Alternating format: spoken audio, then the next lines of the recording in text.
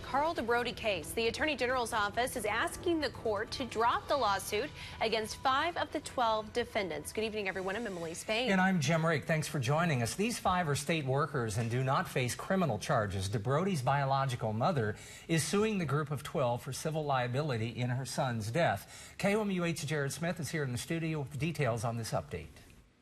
The Attorney General's office filed to dismiss the complaint against 5 workers with the Department of Mental Health.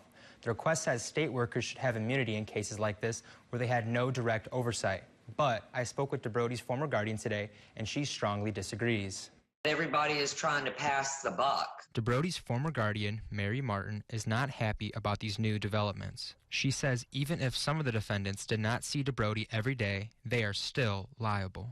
I thought that every person that is a part of DMH as a client has a worker that sees them once every 3 months. So I don't know how you can not hold them responsible to some extent. The Attorney General's office filed a 9-page report. Part of it says even if every factual allegation of the complaint is presumed true, the complaint does not state an actionable claim. Martin says the Department of Mental Health must be held accountable.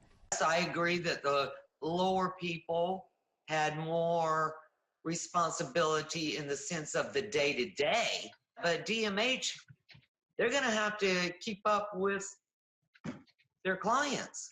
The Attorney General's office claims the 5 state workers are not responsible because debrodie was in a private facility and not in state custody. I leave that to the lawyers to decide that. I am not a lawyer.